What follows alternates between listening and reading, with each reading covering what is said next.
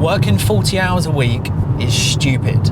In fact, it's a joke. And again, it's another lie that we've all been told, and I'm here to expose it in today's video. So trigger warning, if you are a sheep and you have that mentality of, well, I'm lucky to have a job, and Aaron, you have a bad attitude and you're just trying to poo-poo the 9 to 5, this video is not worth watching. This video is for people who know deep down something is seriously wrong about exchanging the most precious commodity that we have, the most precious asset, which is time, and we're supposed to give it away for 40, 50, 60 hours every week for 45 years of our life to build someone else's dreams, to then hopefully retire at the ripe old broken age of 70 and hope that we have enough money in our pension to live out the rest of our years. Well, I'm here to tell you now, that is not normal. I'll tell you something else that isn't normal, turning around and saying, well, I might as well befriend my co-workers because I spend more time with them than I do my family. Yeah, that's not normal, and we shouldn't be normalizing that. So where did this all start? Well, we are in a rigged system. I can't change that, you won't change that, but what we can do is we can control the controllables, and we're going to talk about that in today's video. But where did this all begin? Well, the likes of Henry Ford, he pushed for that 8-hour day. He wanted people to stay longer, work harder, serve the system so he could become richer. Now, John D. Rockefeller, one of the richest men to ever walk the earth, who was in oil and pharmaceuticals and pretty much everything, you know, he openly said, you know, this is a quote that John D. Rockefeller said, "I want a world of workers, not thinkers." And what's happened? We have a world of sheep. You know, and entrepreneurship is the 1%. You know, there's only 1% of the 99% of the population that ever wake up. But, you know, we can create videos like the one I'm doing now to hopefully inspire and wake other people up. But you have to want to wake up. You have to want to take the blinkers off. But I'm going to try and paint the very clear picture of this bizarre backwards world that we're living in right now. Okay, so let's talk about this 8-hour working day, which is a load of rubbish, by the way. You don't need to be working for 8 hours a day. It's just not needed. And I'm going to talk about the things that I've learned going into self-employment, entrepreneurship and business, is that there's something called deep focused work, right? And it's a real thing, and I'll talk about it in a minute. But working 8 hours a day, it's not needed. Clocking in and going into a place of work, and let's face it, you kind of dither about, and you know, you're not working physically for the 8 hours, but you're doing as you're told, and you're going through the motions, the Groundhog Day, the hamster wheel, and you're conforming to what you're being told to do. Therefore, you become a yes person. You are given a task and you do as you're told, and doing that week after week, month after month, year after year, you essentially end up being a robot and you serve the system, and then you believe that that is the only way to make money, is that you have to exchange your time, which under circumstances is true. In the beginning, you know, everyone has to exchange some time, and you do have to work hard on yourself to, you know, get somewhere. But what they don't want you to do is realize that actually I don't need to be working for 8, 10, 12 hours a day. And they don't want you to work smarter, which is why I've done videos on stop working hard, because working physically hard doesn't make you rich. No one has ever become rich by becoming the yes man or the yes woman in the dog's body. There isn't. They become used and abused. So we need to start working smarter, which is what they don't want you to do. They don't want you thinking outside of the box. Go back to John D. Rockefeller. I want a world of workers, not a world of thinkers. So let me talk about my experience in the 9 to 5. I did a 10-hour shift, right? And I would go in, I'd, you know, clock in and start my shift, go to the canteen, sort of faff about for a bit. And I would actually complete all of my tasks in the first 45 minutes. And then I've got 9 hours left of just sort of piddling about. You know, I outsource things. I didn't really have to do anything because I just realized, why on earth am I dragging out these tasks for 10 hours? I didn't need to. It's not productive, it's not efficient. And I knew this very early on, which is why obviously I was, you know, planning my escape of getting out of the 9 to 5. But you know, there are workers out there, and I've worked with them, and I'm sure you have, where they go in and they're trying to stay busy and they're always on the move and they're dragging out these tasks. And I'd be scratching my head sort of thinking, what are you doing? You know, you don't need to, just complete it now, and then you're done for the day, and just look busy and start working on yourselves. It's not productive at all. to be in a place of work for 8 to 10 hours, especially when you have the mindset shift of you get one life, right? You don't get your time back. So you really do have to value like your exchange of time. And then you question, well, hang on a minute, I'm only being paid 12, 13, 15, 20, 25, 30 pound an hour for the one thing I'm never going to get back. So you have to really kind of think, is this fair? And the answer is no. You know, something I want to share with you, because I'm in London a lot. Do you know, it's fascinating. If you stand on London Bridge at 9 a.m.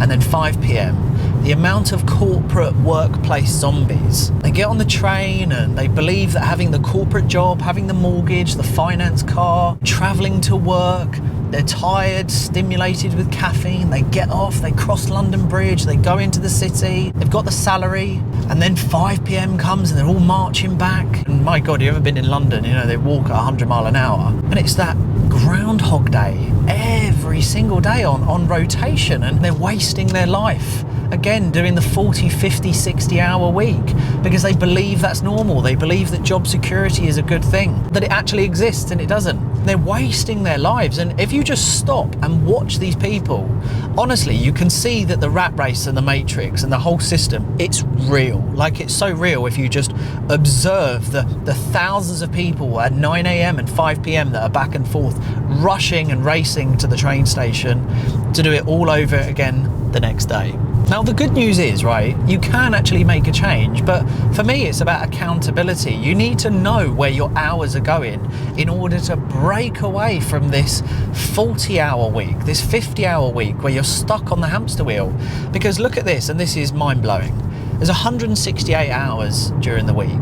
Let's say you work 40 hours and you sleep 40 hours. You're left with 88 hours to build your dreams and your life. And what are you doing with those 88 hours? And this is what is crazy, right? Because we can have a look at average doom scrolling, which is 3 hours per day for the average person. That works out to 1,095 hours over the year. Most people are doom scrolling much longer than 3 hours. But even if we just base it on that minimum of 3 hours of doom scrolling, that's 45 days and 12 hours a year. You lose over a month. So we've got these 88 hours spare. What are you doing? Are you watching Netflix and chilling out? Or are you educating yourself, watching YouTube, working on yourself, going to the gym, listening to a book, networking, building your first side business so that you can break out of this lie and this stupid 40-hour work week? Let me share something with you. It's crazy to think once upon a time I was in a job for 10 hours. Just wasting my life. You know, well, I wasn't, because I was planning on getting out and I made moves to get out. So I felt like I was wasting my life, but I was doing what was necessary. But this is what's crazy. Deep focus work. When I work for myself now in self-employment and running my own businesses, you know, I do like 2 hours on the laptop, deep focus work, and I do more work and make more progress than I ever did in a 10-hour shift. That's literally what happened. You know, this whole 4-hour work week and deep focus, you know, these books, it's true. When you start hyper focusing on the things that need to be done, which move the progression needle in your own business, you can do them in 2-3 hours. Because when you work for yourself, you value your time so much more, and you do things in a priority of high value tasks first and then low value tasks after that as the day gets on. But the great thing about entrepreneurship is you can work in the pocket. So, you know, you can wake up when you want, do a couple of hours, get loads done because you're so efficient, go off, have some lunch, go back to the gym, you know, spend time with family, whatever. And obviously I'm referring to more remote online style businesses, not physical labor businesses. I wouldn't want to be involved in that. But you get so much more done. And, you know, I look back and I think, oh my God, I was going into a job for 10 hours and wasn't really doing anything. Like, you know, I wasn't getting paid my worth and I was wasting my time. It's an eye-opener when you start working for yourself and you realize how much more efficient you can be in just 2-3 hours.